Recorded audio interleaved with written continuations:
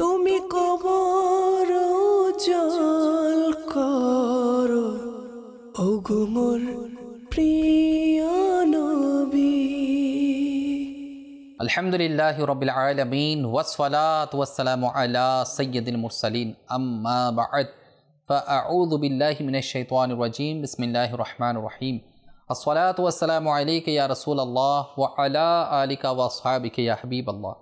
আসসালাতু ওয়াসসালামু আলাইকা ইয়া নবিয়াল্লাহ ওয়া আলা আলিকা ওয়া আসহাবিকা ইয়া নূরাল্লাহ। প্রিয় ইসলামী ভাইরা, মাদানী চ্যানেলের দর্শক শ্রোতা, আপনাদেরকে আরও একবার স্বাগত জানাচ্ছি কবরবাসীর ঘটনাবলী অনুষ্ঠানে। ইনশাআল্লাহ তাআলা আজকেও আমরা কবরবাসীর বিভিন্ন ঘটনা ইনশাআল্লাহ তাআলা শুনব। আল্লাহ তাআলা সন্তুষ্টির জন্য শুরু থেকে শেষ পর্যন্ত মনোযোগ সহকারে দেখার নিয়ত করে নিই। আল্লাহর নবী রাসূল আরবি রাহমাতুল্লিল আলামিন সাল্লাল্লাহু আলাইহি ওয়াসাল্লামের উপর দরুদ শরীফ পাঠ করার যেমন ফজিলত রয়েছে, আর দরুদ শরীফ পাঠ করার ক্ষেত্রে যদি কৃপণতা করা হয় তারও কিন্তু ব্যবস্থা রয়েছে। কি ব্যবস্থা আসুন আমরা শুনি। সরকার সাল্লাল্লাহু আলাইহি ওয়াসাল্লাম ইরশাদ করেন, যে ব্যক্তির নিকট আমার আলোচনা হলো আর সে আমার উপর দরুদ শরীফ পাঠ করল না, তবে সে মানুষের মধ্যে সবচেয়ে কৃপণ ব্যক্তি। সরকার সাল্লাল্লাহু আলাইহি ওয়াসাল্লামের জবান মুবারকে বলে দিয়েছেন, সবচেয়ে কৃপণ ব্যক্তি ওই যে আমার আলোচনা হওয়ার পরে আমার উপর দরুদ শরীফ পাঠ করলো না। আমরা কেন কৃপণ ব্যক্তি হব? যারা কৃপণ সরকার সাল্লাল্লাহু আলাইহি ওয়াসাল্লামের জবান দিয়ে বলে দিয়েছে জবান মুবারকে, আমরা কৃপণ ব্যক্তিদের মধ্যে অন্তর্ভুক্ত হব না। ইনশাআল্লাহ আমরা দরুদ শরীফ পাঠকারী হব। আল্লাহ পাক আমাদেরকে তৌফিক দান করুক। সাল্লু আলাল হাবিব সাল্লাল্লাহু তাআলা আলা মুহাম্মদ সাল্লাল্লাহু তাআলা আলাইহি ওয়াসাল্লাম। প্রিয় ইসলামী ভাইরা, মাদানী চ্যানেলের দর্শক শ্রোতা, কবরবাসীর ঘটনা আমরা বিভিন্ন ঘটনাসমূহ শুনেই থাকি। বিভিন্ন সময় বিভিন্ন আযাব এর ব্যাপারে আমরা বিগত পর্বগুলোতে আমরা শুনেছি। আজকে আমরা একটু ব্যতিক্রম ঘটনা শুনব। কেন? সব ব্যক্তি তো এমন নয় যে কবরের মধ্যে আযাবের মধ্যে লিপ্ত। সব ব্যক্তি এমন নয় যার কবরের মধ্যে আযাব শুরু হয়েছে। বরঞ্চ এমন আল্লাহওয়ালা ব্যক্তি রয়েছে, এমন পরেশগার ব্যক্তি রয়েছে যাদের কবর নূরান্বিত হয়েছে, যাদের কবর পুষ্পদার হয়েছে। প্রিয় ইসলামী ভাইরা, মাদানী চ্যানেলের দর্শক শ্রোতা, কবরবাসীর অনেক ঘটনা, এর মধ্যে একটি ঘটনা এরকম, যারা আল্লাহওয়ালা তাদের কবরের মধ্যে কী অবস্থা এবং কী আমলের কারণে ইনশাআল্লাহ তাআলা আমরা শুনতে থাকি।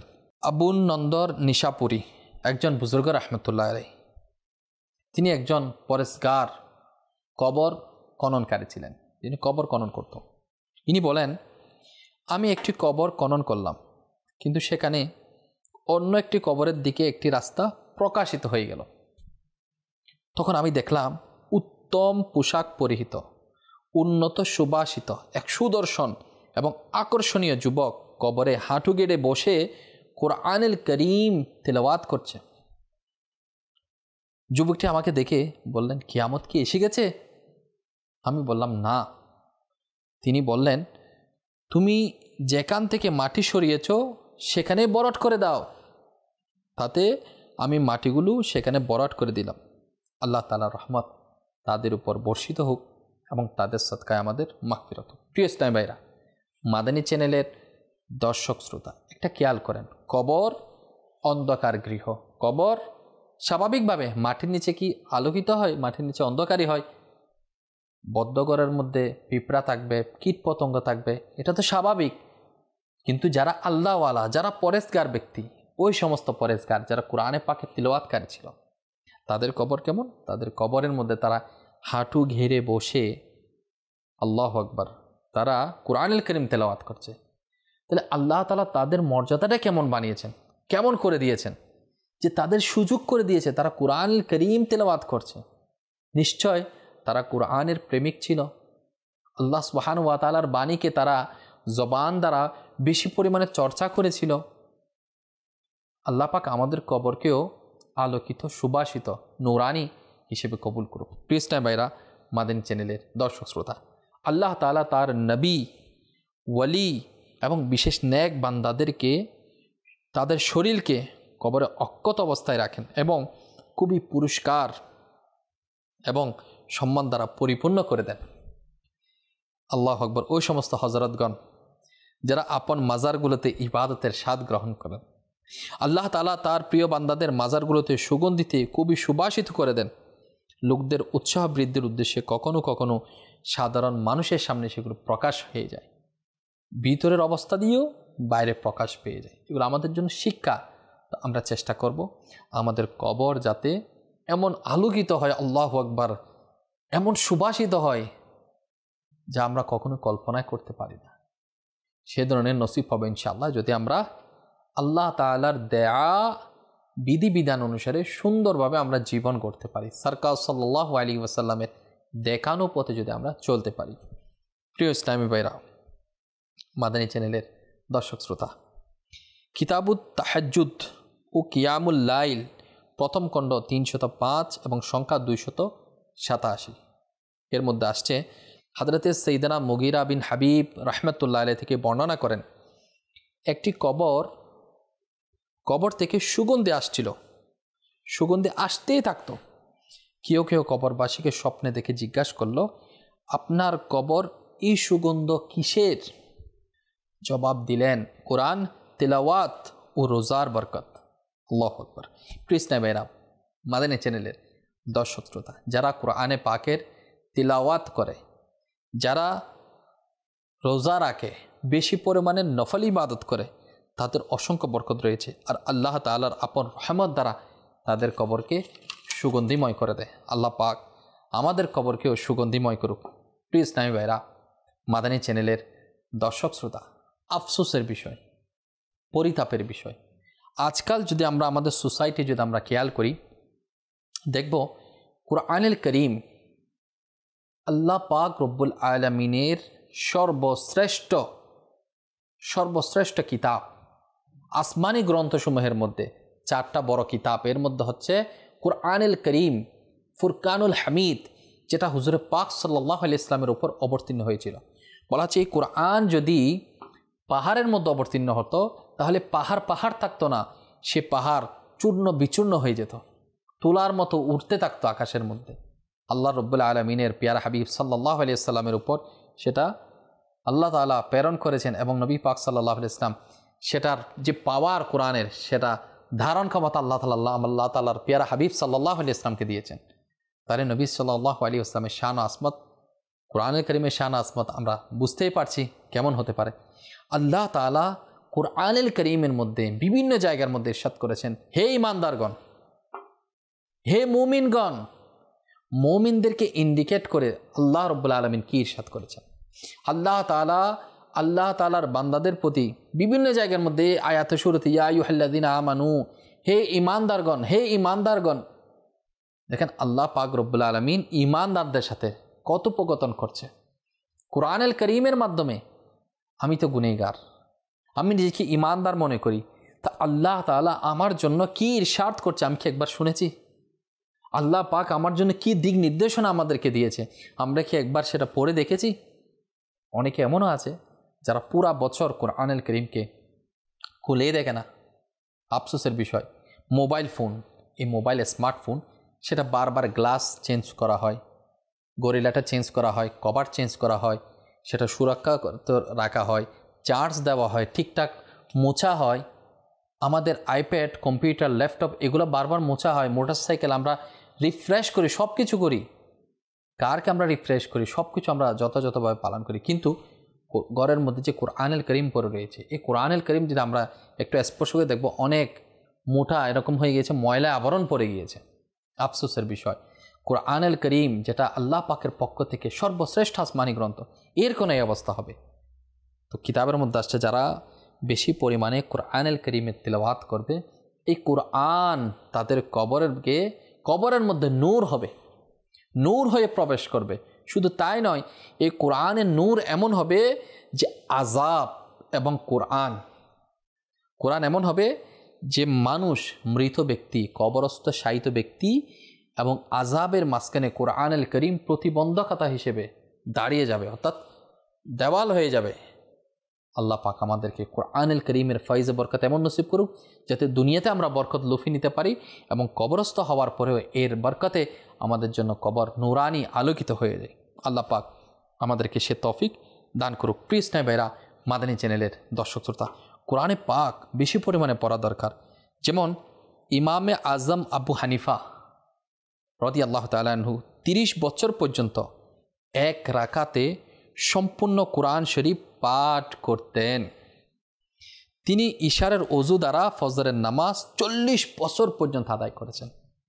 আল্লাহু আকবার। আরও আসছে ইমাম মালিক রাহমাতুল্লাহ আলাইহির ব্যাপারে, হযরতে খালিদ বিন নাজারা ইনি বর্ণনা করেন, আমি ইমাম মালিক রাহমাতুল্লাহ আলাইহির চেয়ে বেশি কিতাবুল্লাহর পাঠকারী দেখিনি। তার বোন থেকে জিজ্ঞাসা করা হলো, ইমাম মালিক রাহমাতুল্লাহ আলাইহির ঘরের অবস্থা, ঘরের মধ্যে ব্যস্ততা কেমন ছিল? ইনি বললেন কি, আল্লাহু আকবার, অর্থাৎ কোরআনুল কারীম এবং তিলাওয়াত। ইমাম শাফি রাহমাতুল্লাহ আলাইহির ব্যাপারে আসছে, হযরতে রবি বিন সুলাইমান রাহমাতুল্লাহ আলাইহি ইনি বর্ণনা করেন, আল্লাহু আকবার, ইমাম শাফি তিনি প্রতি মাসে ইমাম শাফি রাহমাতুল্লাহ আলাইহি 30 বার, প্রতি মাসে 30 বার, রমজানুল মুবারক মাসে 60 বার কোরআন খতম করতেন। আর তারাবিতে তো খতম এটাতে ছিলই। ইমাম আহমদ বিন হাম্বল রাহমাতুল্লাহ আলাইহি প্রতিদিন এবং রাতে এক খতম কোরআন পাঠ করতেন এবং তা মানুষের নিকট গোপন রাখতেন। আল্লাহু আকবার। শাইন সাহেব বাগদাদ হুজুরে গোসে পাক বড় পীর আব্দুল কাদের জিলানী রাহমাতুল্লাহ আলাইহি, আল্লাহু আকবার, ইনার আম্মিজান কোরআনে পাকের 18 পারা হিফজ করেছিলেন। ইনি কোরআনে পাক পড়তেন, এমন পড়তেন, আল্লাহু আকবার, গোসে পাক রাহমাতুল্লাহ যখন মায়ের গর্ভের মধ্যে ছিল তখন সেটা মুখস্থ করে নিয়েছেন। আম্মিজান পড়ছে আর গোসে পাক আব্দুল কাদের জিলানী রাহমাতুল্লাহ আলাইহি মুখস্থ করেছেন। যখন ইনি দুনিয়াতে তশরিফ নিয়ে এসেছেন তো উস্তাদদের কাছে গেল, তো বিসমিল্লাহির রহমানির রহিম থেকে ইনি 18 পারা পর্যন্ত পাঠ করে শুনিয়ে দিল। এরপর বললেন, বাবা আরেকটু আগাও। বলছে, আমার আম্মি জানের এতটুকু মুখস্থ ছিল, আমি গর্ভের মধ্যে থেকে আমি 18 পারা কোরআন মুখস্থ করে নিয়েছি। আল্লাহু আকবার। তো গোসে পাক রাহমাতুল্লাহ আলাইহির ব্যাপারে আসছেন, গোসে পাক 15 বছর পর্যন্ত প্রতিদিন রাতে একবার কোরআনে পাক খতম করতেন। আল্লাহ পাক রব্বুল আলামিন আমাদেরকে কোরআনের ফয়জা বরকত আল্লাহ পাক আমাদেরকে নসিব করুক। প্রিয় ইসলামী ভাইরা, মাদানী চ্যানেলের দর্শক শ্রোতা, আমাদের উচিত আমরা যাতে করে বেশি পরিমাণে কোরআনে পাক তিলাওয়াত করি। কোরআনে পাকের তিলাওয়াত করা এটা অনেক গুরুত্বপূর্ণ।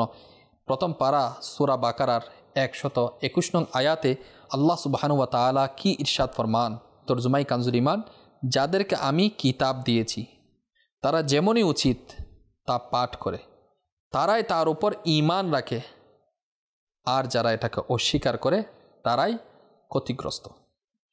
হযরতে কাতাদা রাদিয়াল্লাহু তাআলা থেকে বর্ণিত এই আয়াতে করিমা উলাইকা ইউমিনুনা বিহি, এই ব্যাপার আসছে তারাই তার উপর ঈমান রাখে। এর দ্বারা উদ্দেশ্য হলো হুজুর পাক সাল্লাল্লাহু আলাইহি ওয়াসাল্লামের ওই সকল সাহাবা যারা আল্লাহ পাকের আয়াতের উপর ঈমান এনেছে এবং তা সত্যায়ন করেছে। জানতে পারলাম কোরআনে পাকের তেলাওয়াত করা ঈমানদারেরই অংশ এবং তাদেরই বিশেষত্ব। অনুরূপভাবে হাদিসে মুবারাকায়ও কোরআনে পাক তেলাওয়াত করার অসংখ্য ফজিলত এসেছে।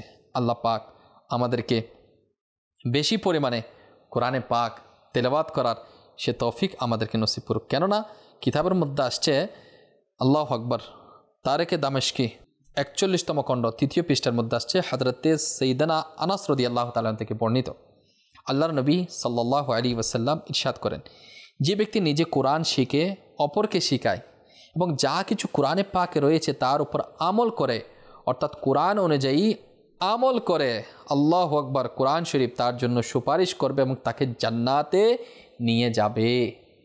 প্রিয় ইসলামেরা, জান্নাতে নিয়ে যাওয়ার জন্য কোরআনে পাক শিখা এবং শেখানো কতই সুন্দর আমল। আমরা চেষ্টা করি কোরআনে পাক শিখার জন্য এবং অপরকে শেখানোর জন্য। এই কাজটা আমাদের জরুরি। আমরা প্রথমে আয়াত থেকে জানতে পারলাম এটাই, কোরআনে পাকের তিলাওয়াত করা এটা ঈমানদারদেরই অংশ এবং তাদের বিশেষত্ব। তা আমরা কেন বঞ্চিত হব? কোরআনে পাক তেলাওয়াত করলে কোরআনে পাক সেটা শিখা আমাদের জন্য ফরজ রয়েছে। যেভাবে সেটাকে আদব করলে, সেটার ব্যাপারে আমরা জানলে কবরের মধ্যে আমাদের জন্য ফায়দা হবে, তদ্রূপ এটা থেকে যে উদাসীন হয় তাহলে সব কিছু বরবাদ। আল্লাহ পাক আমাদেরকে হিফাজত করুক। যেমন আল্লাহু আকবার, কিতাবের মধ্যে আরও আসছে যে নূরানী নবী রাসূল পাক সাল্লাল্লাহু আলাইহি ওয়াসাল্লাম ইরশাদ করেন, তোমাদের মধ্যে সেই ব্যক্তি উত্তম যে নিজে কোরআন শিখে অপরকে শেখায়। সহিহ বুখারী শরীফ 3য় খণ্ড 410 পৃষ্ঠা, হাদিস মুবারাকা 5027। হযরতে সাইয়্যিদানা আবু আব্দুর রহমান সুলামি রাহমাতুল্লাহ আলাইহি মসজিদে কোরআন শরীফ পড়তেন আর বলতেন, এই হাদিস শরীফটি আমাকে এখানে বসিয়ে দিয়েছে। আল্লাহ পাক আমাদেরকে বোঝার সে তৌফিক দান করুক।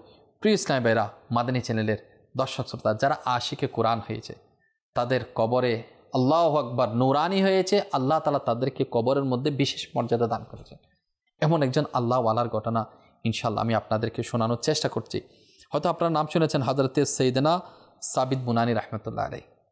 দৈনিক একবার কোরআন শরীফ খতম করতেন তিনি রাহমাতুল্লাহ আলাইহি। সর্বদা দিনের বেলায় রোজা রাখতেন আর রাতে ইবাদত করতেন। যে মসজিদের পাশ দিয়ে অতিক্রম করতেন সেই মসজিদে অবশ্যই 2 রাকাত তাহিয়াতুল মসজিদের নামাজ অবশ্যই আদায় করতেন। তিনি আল্লাহ তাআলার নিয়ামতের কৃতজ্ঞতা প্রকাশ করতে গিয়ে বলেছেন, আমি জামে মসজিদের প্রতিটি স্তরের পাশে পবিত্র কোরআনের খতম দিয়েছি এবং আল্লাহ তাআলার দরবারে কান্নাকাটি করেছি। এরপর কি, তিনি নামাজ ও কোরআন তেলাওয়াত করাকে বিশেষভাবে পছন্দ করতেন, অনেক মোহাব্বত রাখতেন। তিনি রাহমাতুল্লাহ আলাইহি এর উপর আল্লাহ তাআলার এত বড় দয়া হলো যে ঈর্ষা চলে আসবে। যেমন ইন্তেকালের পর দাফন করার সময় হঠাৎ করে একটি ইট ওই বুজুর্গের কবরের মধ্যে ভেতর চলে গেল। লোকেরা যখন ইট নেওয়ার জন্য ঝুঁকলো, অর্থাৎ মাথা ঝুঁকালো, তখন সবাই দেখে হতবাক হয়ে গেল। তিনি রাহমাতুল্লাহ আলাইহি কবরের মধ্যে দাঁড়িয়ে নামাজ পড়ছেন। আল্লাহু আকবার। তিনি রাহমাতুল্লাহ আলাইহির পরিবারের লোকজনের কাছ থেকে জিজ্ঞেস করা হলো, তখন তার শাহজাদি সাহেবা বললেন, আমার সম্মানিত পিতা প্রতিদিন এভাবে দোয়া করতেন, হে আল্লাহ, তুমি যদি কাউকে ইন্তেকালের পর কবরে নামাজ পড়ার সৌভাগ্য প্রদান করে থাকো, আল্লাহু আকবার, তাহলে আমাকেও সে মর্যাদা দান করো। বর্ণিত রয়েছে লোকেরা যখন তার রাহমাতুল্লাহ আলাইহি আল্লাহু আকবার ইনার মাজার শরীফের পাশ দিয়ে গমন করত, তার নূরানি কবর থেকে কোরআন তিলাওয়াতের আওয়াজ শুনতে পেত, অর্থাৎ আওয়াজ আসতো, মানুষ শুনতে পেত। আল্লাহ তাআলার রহমত তাদের উপর বর্ষিত হোক এবং তাদের সদকায় আমাদের মাগফিরাত হোক। প্রিয় ইসলামী ভাইরা, মাদানী চ্যানেলের দর্শক শ্রোতা, আল্লাহু আকবার, আশিকে কোরআন যে কোরআনুল করিমকে মুহাব্বত করেছে, কবর মধ্যে সে মর্যাদাবান হয়েছে। আল্লাহ তাআলার পাক কালামকে রিসিভ করা, আল্লাহ সেটা মুসা নবীর উম্মতকে দেয় নাই, মুসা নবীর উপর অবতীর্ণ করে নাই, ঈসা নবীর উপর অবতীর্ণ করে নাই, নূহ আলাইহিস সালাতু ওয়াস সালামের উপর অবতীর্ণ করে নাই, আদম আলাইহিস সালাতু ওয়াস সালামের উপর অবতীর্ণ করে নাই। আল্লাহ তাআলার প্রিয় হাবিব আখিরি নবী, সর্বশ্রেষ্ঠ নবীর উপর কোরআনুল কারীম নাজিল করেছেন। এই কোরআন স্পর্শ করা ইবাদত, চুম্বন করা ইবাদত, চোখে লাগানো ইবাদত, বুকে লাগানো ইবাদত, পরিষ্কার এটাকে সাফ করে সুগন্ধিময় গিলাপ পেঁচিয়ে সুন্দরভাবে রাখাটা ইবাদত। কোরআনুল কারীমে সব কিছু ইবাদত, স্পর্শ করা ইবাদত। শুধু তাই নয়, বলা হচ্ছে প্রত্যেকটা হুরুফের মধ্যে ইবাদত। যেমন সুনানে তিরমিজির মধ্যে আসছে, কোরআনুল মজিদ, ফুরকানুল হামিদে আল্লাহ তাআলার কত সুন্দর কালাম। কোরআন পড়া, পড়ানো, শোনানো সব কিছু সওয়াবের কাজ। পবিত্র কোরআনের একটি হরফ পড়লে 10টি নেকি পাওয়া যায়। নবী সাল্লাল্লাহু আলাইহি ওয়াসাল্লাম ইরশাদ করেন, যে ব্যক্তি কিতাবুল্লাহর তথা পবিত্র কোরআনের একটি হরফ পাঠ করবে সে একটি নেকি লাভ করবে যা 10টা নেকির সমান। তো আমি বলছি না যে আলিফ লাম মিম একটি হরফ, বরঞ্চ নয়, বরঞ্চ আলিফ একটি হরফ, লাম একটি হরফ, মিম একটি হরফ। তাহলে 3টা আলিফ লাম মিম, এই যে এই 3টা হরফের বিনিময়ে আল্লাহ পাক রব্বুল আলামিন 30টা নেকি প্রদান করবেন। আল্লাহ পাক আমাদেরকে কোরআনের কারীমের ফয়জ বরকত লুফে নেওয়ার সে সুযোগ আল্লাহ পাক আমাদেরকে নসিব করুক। প্রিয় ইসলামেরা, ওই সমস্ত বদনসিব যারা কোরআনে পাক শিখতে পারছে না। আফসোসের বিষয় দেখেন, কেউ একদিনে ইংলিশের মধ্যে পারদর্শী হয় না, কেউ ম্যাথের মধ্যে একদিনে পারদর্শী হয় না, কেমিস্ট্রির মধ্যে কেউ একদিনে পারদর্শী হয় না, বায়োলজির মধ্যে কেউ একদিনে পারদর্শী হয় না, কেউ আপনার হিসাব বিজ্ঞানের ক্ষেত্রে, অ্যাকাউন্টিংয়ের ক্ষেত্রে কেউ একদিনে পারদর্শী হয় না। অনেক কঠোর পরিশ্রম করার পর মানুষ স্বাভাবিকভাবে সব কিছু শিখে। বিজনেস একদিনে জানে না, আস্তে আস্তে সে বিজনেসের মধ্যে শিখতে শুরু করে। ম্যানেজমেন্ট কেউ একদিনে জানে না, করতে করতে সে শিখে যায়। আল্লাহু আকবার, সব কিছু দুনিয়ার আমরা করছি, কিন্তু আফসোসের বিষয় কনস্ট্রাকশনের কাজ, কত নতুন নিত্য নতুন প্রযুক্তির ব্যবহার সব কিছু মানুষ জানতে পারছে, কিন্তু হায়রে মুসলমান, কোরআনুল কারীম জানছে না। যেটা আমাকে আপনাকে কবরের মধ্যে নূরানি করে দিবে, যেটা আযাবের ক্ষেত্রে প্রতিবন্ধকতা হয়ে দাঁড়িয়ে যাবে, সে কোরআনুল কারীমকে আমরা আজকে কত দূরে রয়েছে শিকার থেকে। আসুন নিয়ত করি ইনশাআল্লাহ আমরা কোরআন শিখব, অপরকে শিখাবো এবং কোরআনুল কারীমের বরকতে আমাদের কবর ইনশাআল্লাহ আল্লাহ দরবারে দোয়া করব আমাদের কবর যাতে আলোকিত হয়, সুবাসিত হয়, নূরানি হয়, সরকার সাল্লাল্লাহু আলাইহি ওয়াসাল্লামের আমরা যাতে প্যারা হয়ে কবরের মধ্যে আমরা অবস্থান করতে পারি। আল্লাহ পাক সে তৌফিক দান করুক। আলহামদুলিল্লাহ, শেষে একটি আপনাদেরকে বলি, দাওয়াত ইসলামের অধীনে অনলাইন মাদ্রাসাতুল মদিনা ফয়জানে অনলাইন একাডেমি, আলহামদুলিল্লাহ, যেখানে অনলাইনের মাধ্যমে কোরআনে পাকের শিক্ষার ব্যবস্থা রয়েছে। আপনারা চাইলে www.dawatislami.net গিয়ে ভিজিট করতে পারেন। সেখান থেকে আপনি চাইলে অনলাইন রেজিস্টার করে আপনি অনলাইনের মধ্যে দাওয়াত ইসলামীর মোবাল্লিগান রয়েছে, ইনশাআল্লাহ তাআলা আপনাকে অনলাইনে পড়ানোর সুব্যবস্থা, আপনি জয়েন হতে পারেন। আর একটা রয়েছে যে মাদ্রাসাতুল মদিনা বালিগান, প্রাপ্তবয়স্কদের মাদ্রাসাতুল মদিনা, যারা বালক হয়েছে, বড় হয়ে গিয়েছেন, কোথায় শিখবে? তো দাওয়াত ইসলামের মোবাল্লিগান বিভিন্ন জায়গায় সুযোগ করে দিয়েছেন 63 দিনের তরবিয়তে কোর্সের মাধ্যমে। যারা এখন মক্তবে গিয়ে কিংবা মাদ্রাসে গিয়ে পড়ার সুযোগ নেই, আপনি তো চাইলে দাওয়াত ইসলামকে সঙ্গ দিন, অনলাইনে সঙ্গ নিতে পারেন। তো ইনশাআল্লাহ কোরআনে পাক শিখাটা আমার আপনার জন্য সহজ হবে। আল্লাহ পাক আমাদেরকে কোরআন শিকার, তাজিম করার, সেটার বরকত নেওয়ার তৌফিক দান করুক। আমিন বিজাহি নবীর আমিন সাল্লাল্লাহু তাআলা আলাইহি ওয়াসাল্লাম। সাল্লু আলাল হাবিব সাল্লাল্লাহু তাআলা আলা মুহাম্মদ সাল্লাল্লাহু আলাইহি ওয়াসাল্লাম। তুমি কবর জল করো ওগো মোর প্রিয়